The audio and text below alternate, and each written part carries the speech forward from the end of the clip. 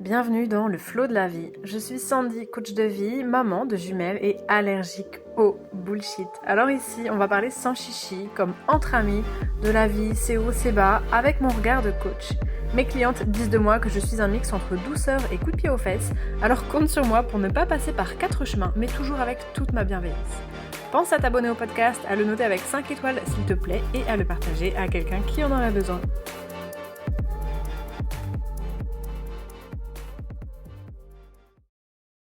Aujourd'hui, je vous fais part d'une réflexion qui parlera à certaines, qui parlera pas du tout à d'autres. J'ai envie de plus vous faire ça maintenant dans ce podcast-là. Peut-être des formats courts, peut-être des formats très courts, ce qui n'empêchera pas qu'il y ait à l'avenir d'autres épisodes plus longs. Mais je pense aussi vous faire des petits formats hyper courts et hyper digestes, on va dire, en termes de temps, qui vous prennent pas une demi-heure, voilà, ou plus. Juste pour vous aider à avoir une petite dose, un petit shot comme ça de réflexion, d'introspection, de philosophie, de questionnement, on appelle ça comme on veut. Je n'y amène pas forcément de réponse. Je vais ouvrir de la réflexion, je vais pourquoi pas donner ma façon de voir la chose, mais dans le thème de l'évolution personnelle, il y a autant de vérité qu'il y a de personnes, et il y a autant de chemins qu'il y a de personnes. Donc, moi j'ai de réponses universelles pour personne. Je ne sais pas à ta place, je ne sais pas mieux que toi, je sais pour moi, et encore que des fois je suis dans le flou moi aussi, et je recherche d'autres questions. Par contre, je pense que les questions justement peuvent être universelles et parler à chacun, à chacune. À chacun, chacune ensuite de trouver la voie, la réponse qui lui semble être la bonne, qui lui semble lui faire du bien, tant que ce bien-là ne vient pas d'une politique de l'autruche. Hein, parfois, on va se poser une question, on va être face à une problématique, et la solution, la réponse qu'on y trouve, va nous paraître comme étant la bonne simplement parce qu'en fait, elle est facile et qu'elle ménage notre ego. Et qu'en fait, cette pseudo-solution qu'on pense avoir trouvée, c'est juste une politique de l'autruche, de foutre sous le tapis et de pas regarder. Alors, j'encourage pas ça. Chacun fait comme il veut. Chacun mène sa barque comme il l'entend. Chacun est prête à voir les choses, à les mettre en lumière au moment où il est prêt, prête. Y a pas de souci. C'est simplement être conscient que la politique de l'autruche ne mène pas bien loin et que si on ne vit que dans la politique de l'autruche, sans regarder parfois les choses en face, sans aller creuser un petit peu dans des zones inconfortables, eh bien, on n'atteindra peut-être pas ce qu'on souhaite atteindre en termes d'épanouissement, en termes de bien-être, en termes de bonheur, en termes de ce qu'on veut. Voilà, donc chacun a sa manière d'aborder les choses et de voir les choses, et chacun a sa vérité.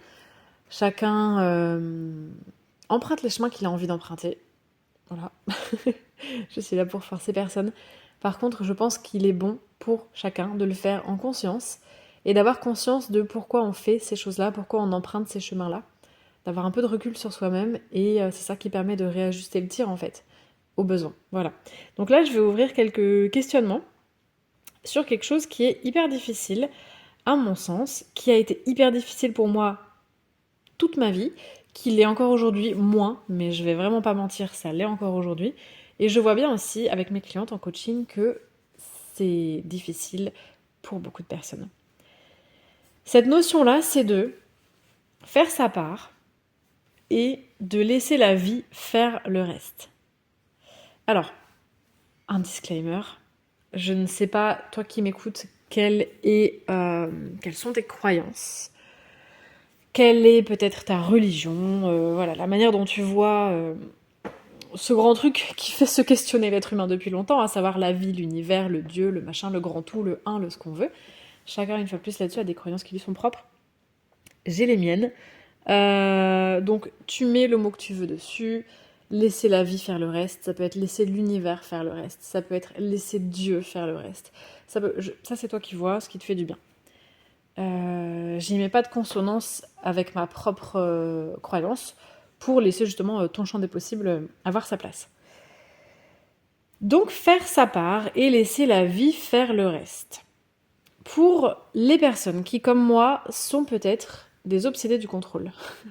Pour les personnes qui, comme moi, ont pour besoin d'anticiper, de prévoir, de savoir, de comprendre, de contrôler pour se sentir en sécurité, qui parfois se font des nœuds au cerveau, de bons gros nœuds au cerveau, parce qu'elles veulent comprendre, savoir, oui mais si, et imagine que, oui mais attends, parce que ça, et tac, et tic, et découdoucoudouk. Je vous comprends. Je vous comprends. Une fois de plus, ça va mieux et je me soigne, comme on dit, mais j'ai passé la quasi-totalité de ma vie en obsédé du contrôle. Pourquoi ? Parce que c'était un moyen de survie pour moi, parce que mon enfance m'ayant malmenée, j'ai développé, mon mental a développé ce stratagème pour essayer de me faire survivre et de me garder en sécurité. Le mental s'adapte et c'est formidable. Vos défauts, ne les voyez pas comme des problèmes, comme des grosses tares, comme des trucs honteux, etc. Tout ce qui se joue en vous a une raison d'être, en fait. Voilà, a une raison d'être. Même nos croyances, même nos comportements, même nos machins, qui peuvent paraître comme étant honteux, comme étant chiants, comme étant déplacés, comme étant ce qu'on veut, ça a une raison d'être. Donc on se donne un peu d'amour, de compassion, on perce un peu le soufflet des tabous et de la honte, et on accepte les parts moins glorieuses, moins instagrammables qui se trouvent en nous. Donc l'obsession pour le contrôle, pour l'anticipation, le besoin de savoir, de prévoir, de millimétrer, de catégoriser, de calculer, je la connais par cœur parce que toute ma vie a été dirigée comme ça. Je tends de plus en plus à laisser aller ce besoin de contrôle qui sera toujours présent en moi, je l'ai compris et je l'accepte, différemment, de manière bien moins intense et il se manifeste différemment. Je touche du doigt à 35 ans l'idée qu'il est bon de se laisser aussi porter par le flot de la vie, d'où le nom de ce podcast, le flot de la vie, et que quoi qu'il arrive, qu'on le veuille ou non, que ça nous arrange ou non, que ça nous fasse plaisir ou que ça nous fasse chier, on n'a pas la main sur ce que la vie, le bon Dieu, l'univers, qui vous voulez, veut ou va nous proposer. La vie présente son lot de trucs difficiles, de trucs parfois dramatiques, de trucs parfois pas justes, de trucs qui font mal, de trucs qu'on comprend pas. Certains te diront mais tout est juste, tout arrive pour une raison, tout est... Ce n'est pas nécessairement ma croyance. Je pense qu'à ce jour, tout peut évoluer, à ce jour c'est pas nécessairement ma croyance. Je pense qu'on peut apprendre de tout, par contre que tout est juste, que tout a sa raison d'être, ça touche à des choses qui viennent encore me travailler. Voilà, ça touche à des choses qui viennent encore me travailler. Je sais que c'est aussi le cas de beaucoup de personnes qui m'écoutent, ou avec qui je peux travailler en accompagnement. Dire que, je ne sais pas, une maman de 5 enfants meurt dramatiquement dans un accident de voiture et laisse ses enfants orphelins derrière elle, on a du mal à entendre que c'est juste et que ça arrive pour une bonne raison. Alors, les gens qui vous disent ça vont placer ça dans un axe plus grand, je mets gros guillemets sur plus grand, vont souvent rapporter ça à la mission d'âme, oui mais je me suis incarnée pour expérimenter ça, puis mes enfants sont incarnés pour expérimenter ça, donc c'était tout à fait juste dans leur incarnation qu'en fait ils vivent la mort tragique de leur mère. Bon, je vais pas rentrer dans ces choses-là, auxquelles je n'adhère pas nécessairement. Voilà, il faut le dire aussi quand c'est pas le cas. Et je tiens vraiment, c'est une parenthèse importante, je tiens vraiment à te dire que si tu te plonges dans l'univers du dev perso, du travail sur soi, de la thérapie, que tu regardes de l'astrologie, du human design, je sais pas quoi, tu as le droit de garder ton esprit critique. Non, tu n'es pas obligé de prendre pour bon et au pied de la lettre tout ce que tu vas voir. Tu as le droit de dire, avec cette notion-là, je ne suis pas d'accord. Ok, je veux bien m'ouvrir à des questionnements, je veux bien m'ouvrir à un cheminement, mais en tout cas, à ce jour, avec les armes que j'ai là, cette notion-là, ce que j'entends là, ce que je lis là, ça me révolte, je ne suis pas d'accord avec ça, je n'ai pas envie d'entendre ça, je n'ai pas envie d'accepter ça. On a le droit aussi de se le dire. Je tiens à le dire pourquoi ? Parce qu'il m'est arrivé par le passé de me faire violence pour accepter des notions que je jugeais inacceptables. Parce que, quelqu'un que j'avais mis sur un piédestal communiquait et que cette personne, comme je la jugeais comme ayant compris des trucs que moi j'avais pas compris, je prenais pour bon tout ce qu'elle disait. Ça, c'est pas de la justesse envers soi. Ça, c'est mettre quelqu'un sur un piédestal Et te forcer à accepter des notions que cette personne va te présenter alors que pour toi, elles ne sont pas justes ni bonnes à ce jour. Donc, quand tu plonges dans un travail dev perso, peu importe cheminement personnel, ça ne veut pas dire que tu es obligé d'accepter ce que tu juges inacceptable et de dire oui, d'accord, je comprends et je suis d'accord avec ça, à des choses que tu ne comprends pas et qui ne vibrent pas juste pour toi et qui ne sont pas OK avec tes principes et tes valeurs. Juste une parenthèse.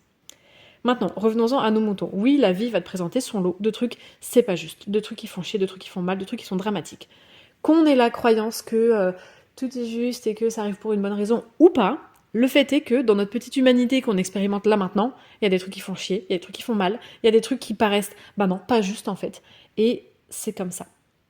Le truc, c'est que face à ces événements, ces nouvelles, ces épreuves, tout ce que tu veux que la vie peut te présenter, t'as pas le pouvoir de dire non. T'as pas le pouvoir de dire j'en sais rien, un proche à moi vient de décéder subitement. Je dis non, je refuse et j'exige que l'on revienne en arrière. Ok, on n'a pas la main là-dessus. Ça, c'est clair et net. Le seul truc, et c'est chiant au possible quand on vit une douleur, mais le seul truc sur lequel on a la main, c'est ce qu'on va faire de ça. Et ouais, je sais, c'est une phrase qui fait chier. Et pourtant, c'est une phrase que je répète énormément, en coaching notamment, parce que c'est une réalité. Tu n'as pas la main sur tous les événements qui vont se présenter autour de toi. Par contre, oui, il va y avoir un moment où ça va être à toi de savoir ce que tu veux faire de ça, ce que tu peux faire de ça.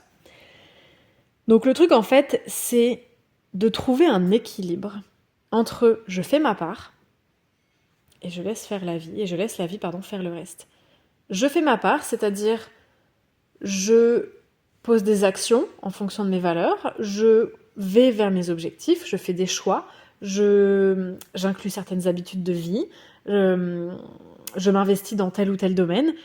Je fais ma part, en fait, pour ce que je pense être bon pour moi, bon pour mes proches, bon pour l'humanité, pour ce qu'on veut. Je fais ma part pour ce que je pense être juste. Je fais ma part. Je m'investis. Je travaille sur moi. Je fais les choses en conscience, avec intention. Je fais de mon mieux, sachant que son mieux varie selon les moments.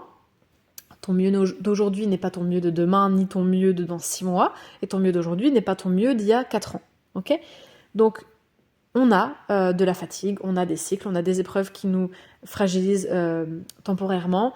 Il y a plein de choses qui font que notre mieux n'est pas linéaire. Voilà. Ton mieux d'aujourd'hui, c'est ton mieux d'aujourd'hui. Ton mieux de demain sera peut-être un peu plus élevé, ton mieux de demain sera peut-être un peu plus en dessous. Ça reste ton mieux. Donc, on fait toujours de son mieux dans ses habitudes, dans ses choix, dans ses comportements, dans la manière dont on prend soin de soi, dans la manière dont on va écouter les autres auprès de nous, etc. On fait de notre mieux. On trouve l'équilibre, on pose les bases qu'on veut poser, on fournit les efforts qu'on juge bon de fournir, et on lâche. Et ça, et on lâche. Quand on est obsédé du contrôle, on se voit, on se comprend, c'est presque du chinois en fait. Et on lâche. Ah bah d'accord, bah comment je lâche? C'est gentil, mais ok, je lâche. Bah ouais, mais si je lâche, en fait, je meurs. Moi, je contrôle parce que je veux pas mourir. Je contrôle parce que je veux rester en sécurité, et toi, t'es là, tu me dis de lâcher. C'est tout le but de ce petit épisode. J'espère vraiment qu'il pourra te créer du déclic et ouvrir quelque chose en toi. Bien évidemment que quand on a passé 10, 15, 20 ans, 30 ans, j'en sais rien, en besoin de contrôle excessif, c'est pas un quart d'heure de podcast qui va changer ta vie. Si t'as besoin de travailler là-dessus, tu viens en accompagnement et on va en profondeur. Ce que j'essaye de faire là, c'est ouvrir une clé de compréhension, ouvrir un champ des possibles, ouvrir une petite porte dans le champ de tes possibles à toi, en fait. Donc, bah ouais, il y a un moment où il faut lâcher. Il y a un moment où il faut se dire, par exemple, si je prends quelque chose qui, moi, me travaille beaucoup depuis que je suis maman, c'est la sécurité de mes enfants et l'avenir de mes enfants. Eh bien, je fais de mon mieux. Je leur donne les valeurs que je pense être les bonnes. Je leur fais faire des activités qui, je pense, sont les plus épanouissantes pour elles. Je travaille sur moi pour leur offrir une maman plus présente, plus en forme, plus sereine, etc. Je travaille sur mes blessures pour essayer de ne pas leur refiler mes blessures. Je fais de mon mieux pour mes enfants, tout en ayant entièrement conscience que la vie peut nous présenter des choses que je n'aurais ni voulu ni anticipé. Donc, et c'est pas facile, ok ? Surtout quand ça touche aux enfants, on va toucher à des peurs viscérales. Je sais, en tant que maman, si vous m'écoutez, on se sait, on se comprend. On fait de notre mieux, on continue, jour après jour, de faire de son mieux, tout en laissant la vie faire le reste. Si tu sens que ça t'active beaucoup et si tu sens que ça te met en insécurité, n'hésite pas à réécouter ce podcast tranquillement, petit à petit. Tu peux mettre en vitesse x1,5 si tu as envie, juste pour réentendre les notions clés, parce que c'est vraiment quelque chose qui va toucher au système nerveux, qui va toucher aux blessures, aux peurs, etc. Donc c'est pas... Voilà, une fois de plus, c'est pendant 15 minutes de podcast que ça va tout changer. Mais en fait, la vie, et c'est un truc hyper important aussi que je veux souligner ici, la vie peut t'apporter son lot d'épreuves. Ça, c'est clair. On le sait tous et toutes. Par contre, quelque chose que je répète beaucoup en coaching en ce moment, je pense à une de mes clientes, reste aussi ouverte aux surprises positives.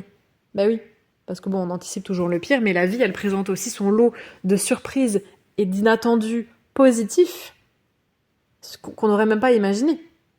Donc, chaque jour, et c'est hyper cool. Sauf que quand on fait rock et quand on résiste et quand on fait bloc et qu'on dit non, je veux que tout se passe comme prévu, on se ferme aussi aux surprises positives. Et on n'évite pas les surprises négatives, quoi qu'il arrive. Donc il n'y a rien à gagner à être uniquement dans la résistance. Donc faire sa part, jour après jour, faire de son mieux pour avancer, pour évoluer, pour cheminer, pour prendre soin de soi, prendre soin de ses proches, en fonction de ses valeurs, en fonction de ses envies, en fonction de ses souhaits, en fonction de ses objectifs. On fait sa part, on fait de son mieux, on s'ouvre, on pose les pierres, on pose les bases, on pose les jalons de ce qu'on veut et on laisse la vie faire le reste. Ou Dieu faire le reste, ou l'univers faire le reste. Et on a le droit d'envoyer des pensées, des prières pour essayer de dire à la vie, à l'univers, de prier Jésus, de prier le Seigneur. Écoute Seigneur, moi je veux ça, j'aimerais ça, s'il te plaît, j'aimerais vraiment ça. Univers, s'il te plaît, j'aimerais ça, qui tu veux. On a le droit, on a le droit aussi de communiquer avec ce qu'on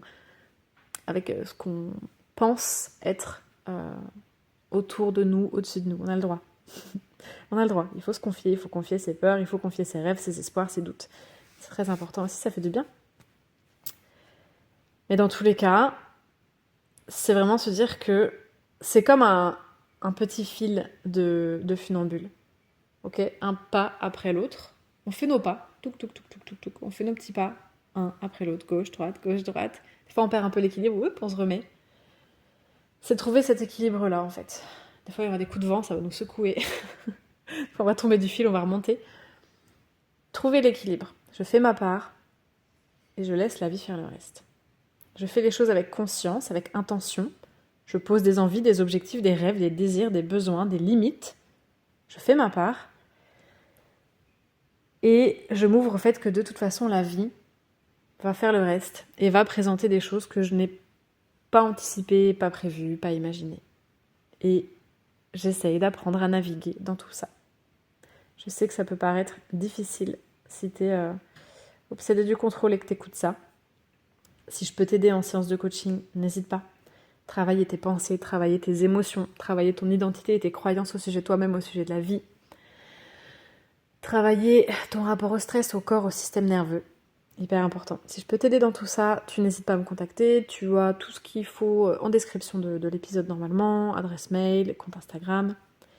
Tu me contactes et j'espère que cet épisode en tout cas a pu t'aider et te faire du bien. Si ça t'a pas fait du bien, mais que ça t'a juste activé dans ton système nerveux, si ça t'a travaillé, si ça t'a... eh bien prends un peu de recul, réécoute ça quand t'es prête et ben, au besoin tu viens m'en parler. Prends bien soin de toi, n'hésite pas à noter le podcast s'il te plaît si tu es sur Spotify, à mettre 5 étoiles si tu penses que c'est juste pour toi, ça soutient mon travail. Si tu es sur YouTube, tu peux t'abonner, mettre un petit pouce, partager aussi, commenter. Tout ça sont des petits gestes qui te prennent quelques secondes et qui m'aident beaucoup à moi. Ce podcast, je le fais pas pour moi, je le fais pas pour parler toute seule, je le fais pour vous et pour créer une belle synergie, pour que des idées puissent circuler et des petites portes de réflexion puissent s'ouvrir. Donc voilà, je fais ma part à ce niveau-là. Maintenant, la vie, et vous faites partie de la vie, a aussi sa part à faire. Donc si vous pensez que c'est bien pour vous, si vous trouvez que mon travail mérite ça, vraiment prenez quelques secondes pour noter, pour partager, pour mettre 5 étoiles, pour mettre un petit commentaire comme vous voulez. Ça soutient mon travail et c'est important. Je vous embrasse et à très vite pour le prochain épisode.